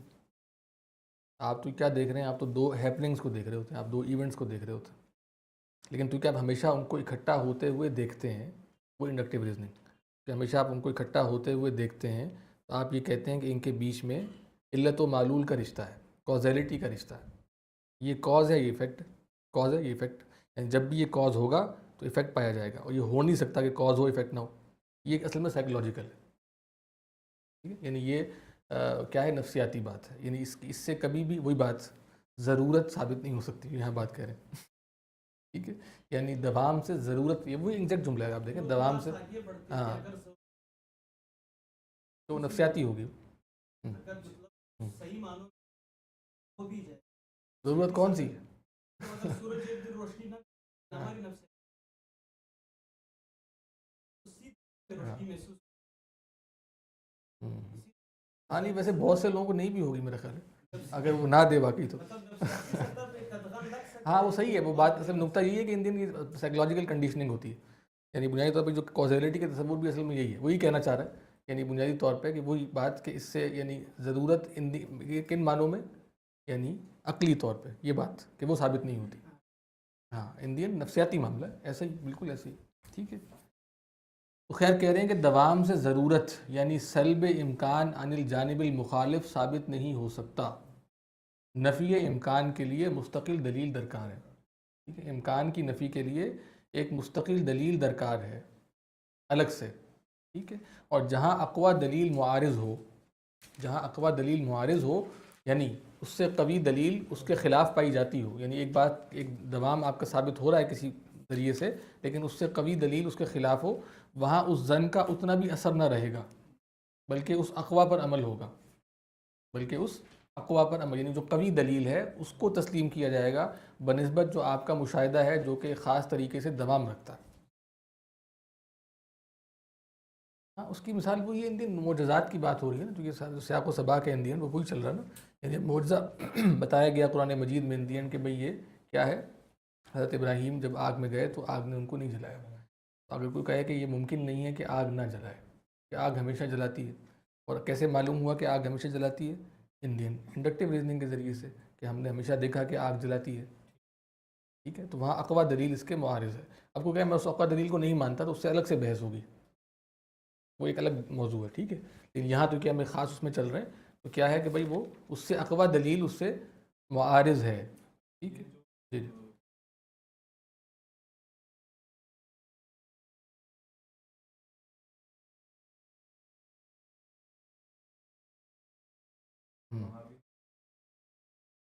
ہاں ہاں، درجہ زن میں ہوگا نا ان دی اینڈ، مطلب مراد ہے کہ وہی بات کہ اقوا دلیل معارض نہ بھی ہو کسی جگہ پر، آپ ایسی کوئی بتا رہے ہیں کہ بھئی ہم نے مشاہدہ ایسا کیا ہے، کوئی فزکس کا قانون ہے، ٹھیک ہے، اب ہر فزکس کا قانون تو نہیں توڑا گیا نا کرامات میں یا مشاہدہ اس میں معجزات کے اندر، ظاہر سی بات ہے، تو تب بھی یعنی کہ اقوا دلیل معارض نہیں ہے، لیکن تب بھی وہاں کیا حکم ثابت ہوگا؟ درجہ زن میں، کبھی بھی آپ یقینی طور پہ نہیں پہنچ سکتے کہ بھئی یہ ایسے ہی ہوگا ہمیشہ، کیونکہ اس کی بنیاد اندین استقرا ہے، سمجھ رہے یہ بات، یعنی کہیں ایسا معارض نہ بھی ہو تب بھی اس سے کبھی بھی ضرورت ثابت نہیں ہوگی، وہی کہ دوام سے ضرورت ثابت نہیں ہوتی۔ یہ ضرورت نا مراد نیسیسٹی کے معنوں میں ایک خاص مطلب ہے اس کا، اور ریشنل نیسیسٹی مراد ہے، ٹھیک ہے۔ اچھا جی، تو کہہ رہے ہیں کہ وہاں اس زن کا اتنا بھی اثر نہ رہے گا بلکہ اس اقوا پر عمل ہوگا، بس جب نفی امکان کی کوئی دلیل نہیں، جب امکان کے نفی کی کوئی دلیل نہیں اور دلیل اقوا جزیات کے لیے اس حکم کے خلاف حکم ثابت ہونے پر قائم ہے، پھر کیا وجہ ہے کہ اس اقوا کو حجت نہ سمجھا جائے؟ یہ جب امکان کی نفی کی کوئی دلیل نہیں، امکان تو پایا جاتا ہے ان دی اینڈ، کیونکہ امکان کی نفی کی دلیل تب ہوگی جب وہ ریشنلی امپاسبل ہو، نہ کہ عادتاً امپاسبل ہو، ٹھیک ہے، یعنی عادی طور محال ہونے کا مطلب یہ نہیں ہے کہ وہ عقلی طور پر محال ہے، ٹھیک ہے، تو جب ہے تو اس کے بعد اس کیا وجہ ہے کہ اس اقوا کو حجت نہ سمجھا جائے یا اس میں تعویل بعید کا ارتکاب کیا جائے؟ یعنی کیا وجہ ہے کہ اس کے اندر تعویلات بعیدہ کی جائیں، دور پرے کی تعویلات کھینچ تان کر اسے فٹ بٹھانے کی کوشش کی جائے، جب امکان تو پائی جاتا ہے اور نفی امکان پر کوئی دلیل آپ کے پاس ہے نہیں، ٹھیک ہے، اور کیونکہ تعویل میں صرف عن الظاہر ہوتا ہے، تعویل میں صرف عن الظاہر ہوتا ہے، اس لیے بلا ضرورت اس کا ارتکاب نہیں کیا جاتا۔ یہ صرف عن الظاہر ہم پہلے پڑھ چکے ہیں، کسی سے آپ بتائیں گے کہ ہم نے کہاں دیکھا اس لفظ کو، کہاں پڑھا تھا؟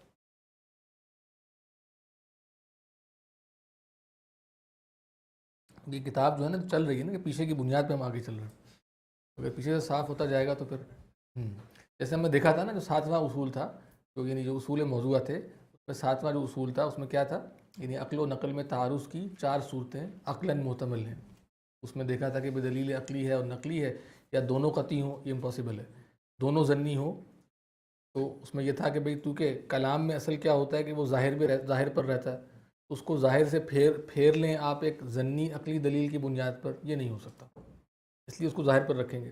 صرف ایک جگہ ہے جہاں پر کلام کو اس کے ظاہر سے پھیرا، یعنی تعویل کی جائے گی، صرف عن الظاہر، اس کے ظاہر سے ہٹا دیا جائے گا، وہ کون سی جگہ ہے؟ جہاں پر دلیل عقلی قطعی ہو، ٹھیک ہے، تو یہ وہی صرف عن الظاہر ہے، تو کیونکہ عقلی قطعی دلیل ہے نہیں، امکان تو پایا جاتا ہے، سمجھ رہے ہیں بات آپ، اور امکان پایا جاتا ہے اور نفی امکان کی دلیل آپ کے پاس کوئی ہے نہیں، تو کیا وجہ ہے کہ آپ صرف عن الظاہر کریں، ٹھیک ہے، کیونکہ تعلیف میں صرف عن الظاہر ہوتا ہے، اس لیے بلا ضرورت اس کا ارتکاب نہیں کیا جاتا، بلا ضرورت، ضرورت کب ہوگی؟ صرف ایک صورت میں کہ جب قطعی عقلی دلیل پائی جاتی ہو، اور یہاں ضرورت ہے نہیں، پھر کیوں تعویل کی جاوے، ٹھیک ہے، پھر کیوں تعویل کی جاوے، ورنہ یوں تو ہر چیز میں ایسے احتمالات پیدا کر کے کسی عبارت کسی شہادت کو حجت نہیں کہا جا سکتا، پھر تو آپ کہیں بھی احتمالات پیدا کر لیں تو کسی بھی عبارت کو کسی شہادت کو حجت نہیں آپ کہہ سکتے۔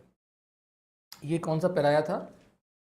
جو عقلی پیرایا تھا، وہی جو دلیل، وہ جو اصل بات کیا تھی، دعویٰ ان کا کیا تھا کہ خلاف فطرت کوئی امر واقع نہیں ہو سکتا، اس کی 2 تقریریں ہیں، عقلی رنگ میں، نقلی رنگ میں، تو عقلی رنگ میں یہ ہو گیا، اب نقلی بیان کر رہے ہیں، اب نقلی وہی بیان کریں گے جو ہم نے شروع میں تمہید میں ذکر کیا تھا، وہ کیا تھا؟ دوسرا پیرایا اس دعوے کی دلیل کا نقل ہے، اور وہ یہ کہ حق تعالیٰ نے فرمایا ہے وَلَن تَجِدَ لِسُنَّتِ اللَّهِ تبدیلا. ہم نے کہا کہ جو فطرت ہے وہ کیا ہے؟ اللہ کا فعل ہے، اللہ کی عادت ہے، اللہ کی سنت ہے. اور کیا ہے؟ اللہ نے بتایا کہ میری سنت کبھی تبدیل نہیں ہوتی. اسی طرح ایک اور جگہ کہا کہ وَلَن تَجِدَ لِسُنَّتِ اللَّهِ تَحْوِيلًا، وہ ٹلنا نہیں ہوتا، اس کا ہٹنا نہیں ہوتا. ایک اور لا تبدیل لخلق اللہ وغیرہ وغیرہ. تو صاحب وہ تو کہہ رہے ہیں اس دلیل صحیح سے استدلال کا صحیح ہونا موقوف ہے دو معاملات پر. یعنی اس دلیل صحیح یعنی فی نفسی آیت تو صحیح ہے، ٹھیک ہے. اب اس سے استدلال آپ کر رہے ہیں تو اس استدلال کا صحیح ہونا موقوف ہے کس چیز پر؟ دو امر پر موقوف ہے، دو باتوں پر موقوف ہے. ایک یہ کہ سنت سے مراد ہر سنت ہے، یعنی سنت آپ نے کہہ دیا کہ اس سے مراد فطرت ہے، اللہ کی عادت ہے، قوانین فطرت ہیں. یہ کیسے طے کر دیا آپ نے؟ یہ تو اس صورت میں ہوگا کہ سنت سے مراد ہر سنت ہے، اللہ کا ہر فعل ہے. یہ کس نے کہا کہ یہاں مراد اللہ کا ہر فعل ہے؟ دوسرے یہ کہ تبدیل کے فاعل میں عموم ہے، خدا اور غیر خدا دونوں کو شامل ہے. یعنی تم دیکھ رہے ہو کہ کوئی خدا کی سنت میں تبدیلی نہیں ہو سکتی، تو تبدیل کرنے والا کوئی ہوگا نا، فاعل ہوگا اس کا کوئی. تبدیل تو ایک فعل ہے، تبدیلی ایک فعل ہے، اس کا فاعل ہوگا. تو فاعل یہاں پہ اس سے مراد کون ہے؟ کہہ رہے ہیں دوسری شرط یہ ہے کہ تبدیل کے فاعل میں عموم ہے، خدا اور غیر خدا دونوں کو شامل ہے. یہ کس نے کہا کہ اس میں خدا بھی شامل ہے؟ کہا تو یہ جا رہا ہے کہ کوئی دوسرا بدل نہیں سکتا. ٹھیک ہے، یہ کہاں سے آپ نے کہہ دیا کہ اس میں اللہ میں خود اپنے بارے میں بھی کہہ رہے ہیں کہ میں بھی کبھی نہیں بدل سکتا. ٹھیک ہے، یعنی دو موقوف ہے دو امر پر. ایک بات یہ کہ سنت سے مراد ہر سنت ہے، یہ ثابت نہیں ہے. اور دوسری بات یہ ہے کہ تبدیل کے فاعل میں عموم ہے، یہاں پہ خدا اور غیر خدا دونوں شامل ہیں. حالانکہ دونوں دعووں پر کوئی دلیل نہیں. دونوں ہی دعوے جس کی بنیاد پر آپ اس آیت سے استدلال اپنے حق میں کر سکتے ہیں، ان دونوں دعووں پر کوئی ثبوت نہیں پایا جاتا. ٹھیک ہے، ممکن بلکہ واقع بھی ہے کہ سنت سے مراد بقرینہ سیاق و سباق خاص خاص امور ہیں جو ان آیات میں مذکور ہیں. کہہ رہے ہیں بات ثابت ہے کہ اور وہ جو آیات جن جگہوں پہ بیان کی گئی ہیں وہ بیان بھی کی جا سکتی ہیں. اس کا سیاق و سباق کیا ہے وہاں ہم دیکھ سکتے ہیں جا کے، بالکل واضح ہے. وہ کیا ہے کہ دونوں کے سنت سے مراد بقرینہ سیاق و سباق خاص خاص امور ہیں جو ان آیات میں مذکور ہیں، جن کا حاصل حق کا غلبہ ہے باطل پر، خواہ بالبرہان ہو یا بالسنان ہو. ٹھیک ہے، تو ان سب میں کیا ہو رہا ہے؟ حق کا غلبہ باطل پر، یا دلیل کے اس پر ہو یا تیر کی بنیاد. تلوار مراد ہے کہ جیسے زور کے ذریعے سے ہو یا دلیل کے ذریعے سے ہو، یہ مراد ہے. یہاں پہ جہاں بھی ہو رہا ہے یہ مراد لیا جا رہا ہے، حق کا غلبہ باطل پر. ٹھیک ہے، یعنی ہر جگہ سیاق و سباق سے تو یہ بات معلوم ہو رہی ہے کہ سنت سے مراد کیا ہے؟ یہ والی سنت ہے، نہ کہ جو سنت میں آپ عموم لے رہے ہیں اور آپ کہہ رہے ہیں کہ جو کچھ کائنات میں ہو رہا ہے وہ اللہ کے فعل ہے، اللہ کی عادت ہے، اللہ کی سنت ہے. یہ استدلال کہاں سے کر لیا؟ ٹھیک ہے.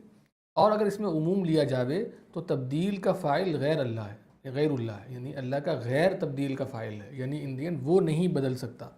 یعنی خدا تعالیٰ کے معمول کو کوئی دوسرا شخص نہیں بدل سکتا. جیسے دنیا میں بعض احکام شاہی میں کسی جماعت کی شورش وغیرہ بعض اوقات سنگ راہ ہو جاتی، یعنی کچھ احکام شاہی ہوتے ہیں، بادشاہ کچھ احکام جاری کرتا ہے، لیکن کوئی جماعت ہے، کوئی جتھا ہے، کوئی گروہ ہے، وہ اس میں شورش کا باعث بن جاتا ہے. یعنی شورش کرتا ہے تو سنگ راہ بن جاتا ہے اس کے اندر. یعنی بادشاہ بھی اپنے بہت سے احکامات پر عمل نہیں کروا پاتا اس کی وجہ سے. ٹھیک ہے، جیسے عام طور جی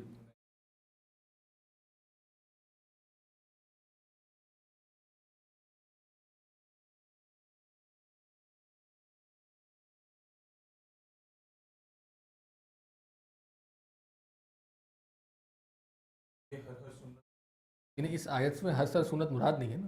نمبر ایک یہ کہ اس کو سنت کہنا ہی درست نہیں ہے.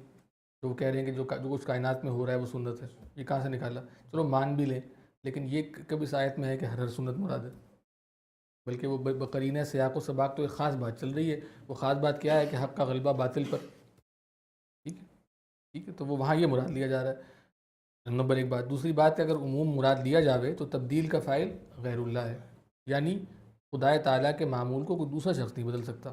جس طرح سے بادشاہوں کا معاملہ بھی ہوتا ہے کہ وہ احکام جاری کرتے ہیں لیکن کچھ لوگوں کی وجہ سے اس میں جو ہے وہ خلل واقع ہو جاتا. ٹھیک ہے، تو مقصود اس سے توثیق ہوگی وعدے و وعید کی. اس سب سے مقصود کیا ہے؟ وعدے کی اور وعید کی توثیق ہے. ٹھیک ہے، تو وعدے و توثیق سے کیا مراد ہے کہ جو وعدہ اللہ نے کیا اور جو وعید اللہ نے بتائیں سب ان کی توثیق ہے، یعنی ان کو ثابت کیا جا رہا ہے، ان کو بتایا جا رہا ہے کہ جو اللہ نے وعدے کیے ہیں، جو جن چیزوں سے اللہ نے ڈرایا ہے وہ سب کچھ ایسا ہی ہوگا. ٹھیک ہے، اور ایک تیسری تقریب بات ہوگی، یعنی مراد ہے اس آیت سے استدلال ان دو اب موقوف تھا، ان دونوں پر کوئی دلیل آپ کے پاس نہیں ہے. اور ایک تیسری تقریر اس مدعا کی اور بھی سنی گئی ہے، دو ہو گئی، ایک عقلی پیرائے میں، ایک نقلی پیرائے میں. آپ کہہ رہے ہیں ایک تیسری تقریر اس مدعا کی اور بھی سنی گئی ہے جو مرکب ہے عقلی و نقلی سے. اس میں دونوں چیزیں کا ایک امتزاج ہے. وہ یہ کہ عادت اللہ ایک وعدہ فعلی ہے، جو ہم دیکھ چکے ہیں تمیز میں، یہ الفاظ بھی ہم استعمال کر چکے ہیں، وعدہ فعلی اور وعدہ قولی. تو کہہ رہے ہیں وہ یہ کہ عادت اللہ جو ہے ایک وعدہ فعلی ہے، اور وعدے میں تبدیل بالنص محال ہے، کہ اللہ تعالیٰ وعدے کے خلاف نہیں کرتا. ان اللہ لا یخلف المیعاد، تو اللہ تعالیٰ وعدے کے خلاف نہیں کرتا. تو کہہ رہے ہیں کہ عادت اللہ کیا ہے، ایک وعدہ فعلی ہے، اور وعدے میں تبدیلی بالنص حرام ہے، محال ہے. ٹھیک ہے. پہلا مقدمہ عقلی ہے اور دوسرا نقلی.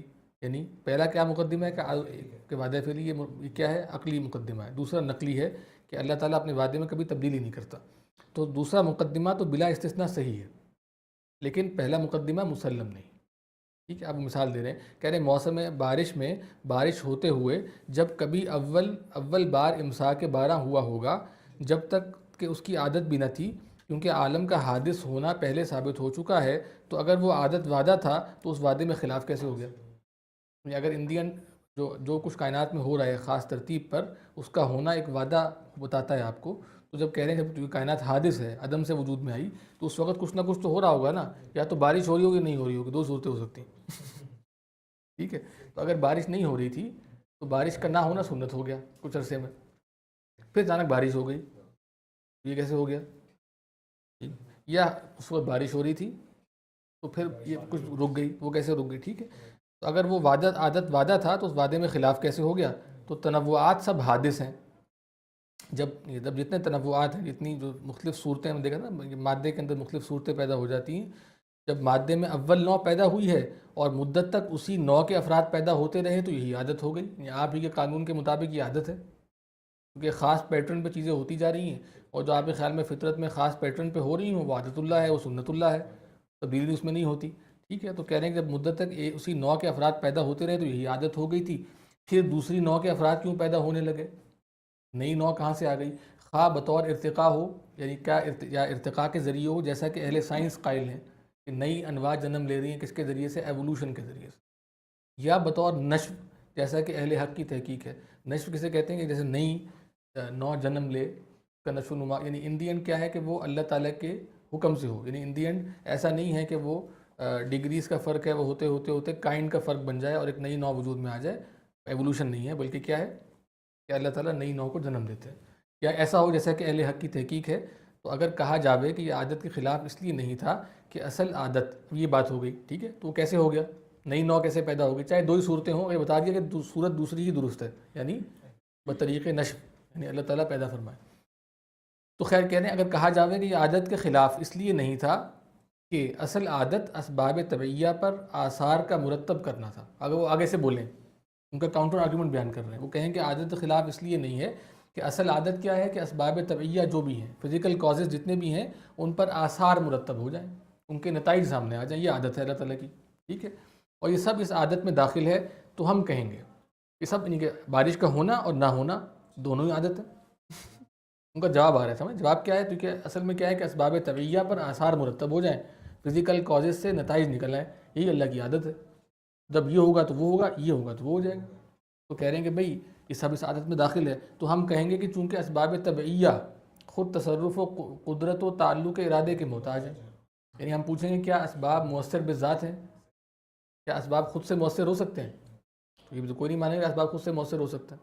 اس میں تاثیر کی صلاحیت کہاں سے آئی؟ کیونکہ انڈین ہم نے کہا کہ ہر چیز حادث ہے، مادہ بھی حادث ہے. ہم پہلے کر آئے ہیں وہ دوسرے مادہ والی بات. ٹھیک ہے. تو اسباب میں تاثیر کہاں سے آئے گی؟ کیونکہ اسباب طبعیہ خود تصرف و قدرت و تعلق ارادے کے محتاج ہیں. یعنی اگر وہ مؤثر بذات نہیں ہیں، مؤثر بالغیر ہوں گے، یعنی کہ وہ خود تصرف و قدرت و تعلق ارادے کے محتاج ہیں. یعنی اللہ تعالیٰ کے قدرت اور ارادے کے تصرف اور اس کے تعلق کے محتاج ہیں اپنے اثر کے لیے. ٹھیک ہے. اس لیے اس اصل کی بھی ایک اور اصل نکلے گی، یعنی قدرت و ارادے سے تصرف کرنا. یعنی انڈین عادت کیا بنے گی کہ اللہ تعالیٰ کا اپنے قدرت و ارادے سے تصرف کرنا. ٹھیک ہے. یہ عادت بنے گی. بس اس اصل عادت اس کو کہیں گے. تو یہ خلاف سائنس واقع ہونے میں بھی محفوظ ہے. جو شے خلاف سائنس ہو رہی ہے وہ بھی عادت کے تحت ہی ہو رہا. ٹھیک ہے. اس اعتبار سے خلاف عادت بھی موافق عادت کے ہو گیا. ٹھیک ہے. بے اعتبار صورت کے خلاف عادت کہنا صحیح ہے اور بے اعتبار حقیقت کے موافق عادت کہنا درست ہے. بس واقعات کے انکار یا تحریف کی کیا ضرورت ہوئی؟ ٹھیک ہے، صحیح. یہ آخری بات واضح ہو گئی. نہیں ہاں، اصل بات یہ تھی نا کہ دیکھیں وہ یہ کہہ رہے ہیں کہ بھئی ویسے مثال دی نا کہ پہلے اگر مثلا ایک خاص طرح سے کائنات بیہیو کر رہی ہے، پیدا ہوئی، اس میں تنوع ہوا نا، چینج آیا. جو آپ جتنا عرصہ پہلے ہوا تو اس میں تو ظاہر ہے آپ یہی کہیں گے کہ اس میں خاص اللہ کی سنت ظاہر ہو رہی ہے، اس میں تبدیلی نہیں ہو سکتی. پھر تبدیلی کیسے ہوگی؟ اگر بارش تھی تو بارش ہو رہی تھی، رک کیسے گئی؟ رکی ہوئی تھی تو ہو کیسے گئی؟ وغیرہ مثال دے رہے ہیں، ٹھیک ہے، سمجھانے کے لیے. اب وہ آگے سے جواب یہ دے رہے ہیں کہ اصل میں اللہ کی عادت یہ ہے کہ فزیکل کازز پر، اسباب طبعیہ پر آثار مرتب ہو جائیں. جب بھی جو سبب طبی پایا جائے گا اس پر آثار مرتب ہو جائیں گے. جب بارش کا ماحول تھا تو بارش ہو گئی، جب نہیں تھا تو نہیں ہوئی. تو اسباب نہیں پائے گئے تو بارش نہیں ہوئی. یہی اللہ کی عادت ہے. تو اچھا، اس پر اگلا سوال وہ کر رہے ہیں کہ بھئی یہ جو اسباب ہیں یہ کیا خود مؤثر بذات ہیں؟ ہم تو مان چکے ہیں کہ ہر شے اندین حادث ہے، اس میں یہ تاثیر کہاں سے آئی؟ مؤثر بذات تو وہ ہو نہیں سکتا، تو مؤثر بالغیر ہوگا اگر ہم ان میں تاثیر مانیں. اگر یہ ایک الگ مسئلہ ہے ہمارے علم کلام میں کہ اس میں تاثیر ہے یا نہیں، لیکن بہرحال اگر ہم مان لیتے ہیں کہ وہ مؤثر بالغیر ہے، اللہ کے اس سے تاثیر رکھتا ہے، تو اس کا مطلب یہ ہوا کہ وہ سب جو اسباب ہیں وہ خود کیا ہیں؟ اللہ تعالیٰ کی قدرت اور ارادے کے تصرف کے اور تعلق کے محتاج ہیں. وہ اپنے آپ کو ایکسپلین نہیں کر سکتے. اس کا مطلب ہے ایک جو عادت آپ بیان کر رہے ہیں اس سے اوپر ایک اور عادت نکل آئی. وہ کیا ہے؟ قدرت و ارادہ. یعنی قدرت و ارادے تصرف کرنا، یہ عادت ہے اصل میں. ٹھیک ہے، اصل عادت تو پھر یہ ہوئی. ٹھیک ہے نا. تو پھر اس اصل عادت اس کو کہیں گے. تو یہ جو خلاف سائنس ہو رہا ہے، یا آپ کے خیال میں جو خلاف قوانین فطرت کے خلاف ہو رہا ہے، وہاں بھی یہ عادت ہی ہے. کہ اصل عادت کیا ہے؟ قدرت و ارادے تصرف کرنا. ٹھیک ہے. تو کہہ رہے ہیں کہ بے اعتبار صورت کے آپ اس کو عادت کے خلاف کہہ سکتے ہیں، لیکن بے اعتبار حقیقت کے وہ عادت ہی ہے. آخری نقطہ یہ ہے. مطلب مختصر یہ ہم نے مکمل کر لیا. بہرحال اب اگر کوئی سوال ہے تو کر لیں، ٹائم بہرحال ہو گیا ہے. سوال ایک آدھا سوال ہو سکتا. سوال جی جی میں آ رہا تھا. جی مسئلہ یہ جن بات جی کہ امپیریکل انڈکٹیو ریزننگ بنانی میں بھی نہیں بنتی. یہ کئی بیچتا میری سب غیر شادی شدہ لوگ غیر لوجیکل لائے کے آپ دیکھنے کی ضرورت نہیں پڑتی.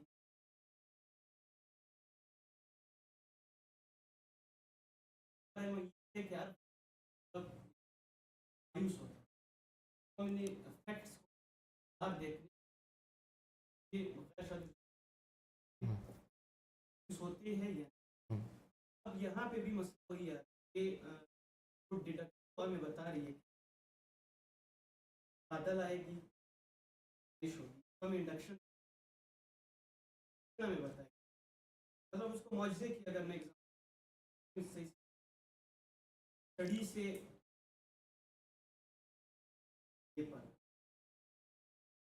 انڈکٹیو نظر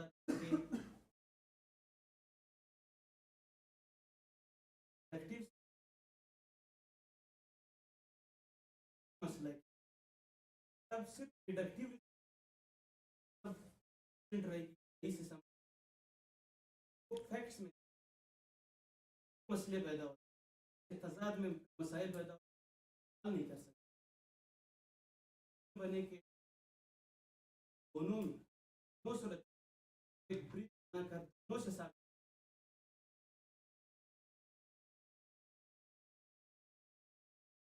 اصل میں وہی بات آپ سے سوال مجھے معلوم نہیں، لیکن یہ بات ہے کہ یعنی ان دی اینڈ یہی بتایا جا رہا ہے کہ انڈکٹیو ریزننگ سے کبھی آپ قطعیت تک پہنچ نہیں سکتے.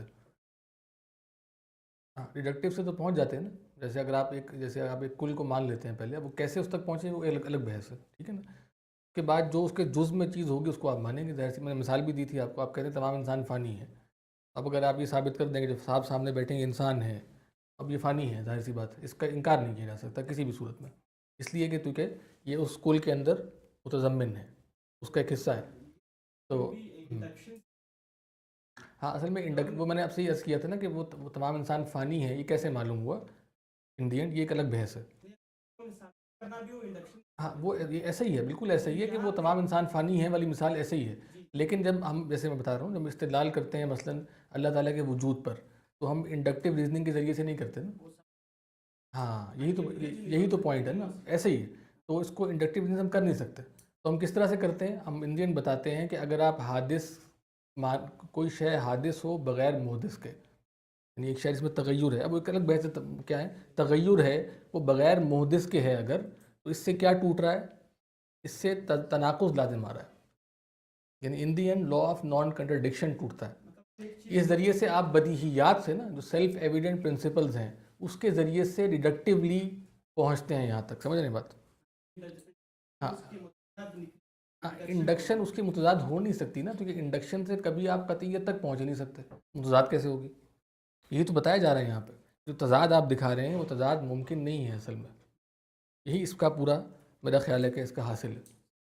ٹھیک ہے چلیں جی. ہاں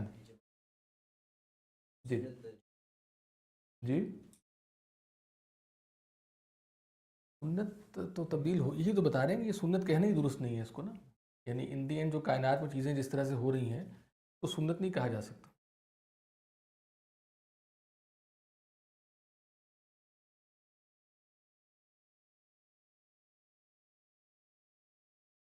وہ جو آپ سوال کریں نا وہ ایک اور بحث ہے، کیا جادو کے ذریعے سے حقائق تبدیل ہوتے ہیں؟ ایک دوسری بحث ہے، اس سے تعلق نہیں ہے اصل میں. یعنی یہاں تو جو سنت کا لفظ استعمال کیا جا رہا ہے نا وہ یہ ہے کہ بھئی سنت تو آپ کہہ رہے ہیں نا اس کو، یعنی جو اصل میں کیا ہے جو نیچریت کے قائل ہیں وہ یہ کہہ رہے ہیں کہ بھئی جس طرح سے کائنات میں چیزیں ہو رہی ہیں یہ اللہ کی سنت ہے، یہ اللہ کی عادت ہے. اس کو چیلنج کیا جا رہا ہے نا، اس کو سنت عادت آپ کیسے کہہ سکتے ہیں؟ کہ جہاں کہا جا رہا ہے کہ اللہ کی سنت نہیں بدلتی وہاں آیت میں مراد کچھ اور ہے. جہاں تک آپ کا جو سوال ہے وہ دوسرا ہے کہ جادو سے حقائق بدلتے ہیں، اس میں خیر دونوں آرائے ہیں، وہ ایک الگ بحث ہے.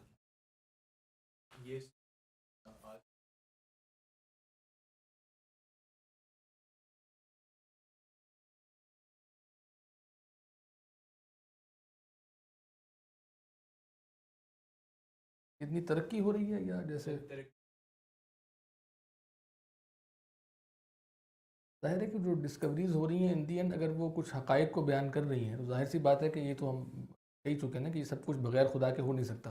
یعنی اس کا وجود ممکن نہیں ہے بغیر کسی محدث کے جو اس کو حادث کرے، جو عدم سے وجود دے. تو ظاہر سی بات ہے کہ ان دی اینڈ اللہ تعالیٰ ہی کی خلاقی ہے، اسی کا اظہار ہو رہا ہے ان چیزوں میں، اس میں کوئی شک نہیں. لیکن کہنے کا مقصد یہ تھا، جو بات تھی نا کہ سائنس ان دی اینڈ بہت دفعہ حقائق کو بیان نہیں کر رہی ہوتی بلکہ ایک خاص ماڈلنگ پہ چل رہی ہوتی ہے، جو یہاں ہم بات کر رہے تھے. تو لازمی نہیں کہ جو چیز وہ بتائے وہ ایگزیکٹلی بین ہی ویسی ہی ہو. اگر وہ بین ہی ویسی ہی ہو تو کبھی تبدیل نہیں ہوگی نا. لیکن سائنٹیفک ماڈلز بدلتے رہتے ہیں اور سائنس میں ترقی ہوتی رہتی ہے. سائنسی علم ٹینٹیٹیو ہوتا ہے، اس میں ایک خاص طرح سے ریولیوشن بھی آتے رہتے ہیں. ٹھیک ہے جی. یہ چیز مکان جو ہے ہم یہ سمجھتے ہیں کنسٹرکٹر ہوگا جس نے بیچ میں یہ چیز ہم عادتاً خدا پہ بھی اپلائی کرتے ہیں.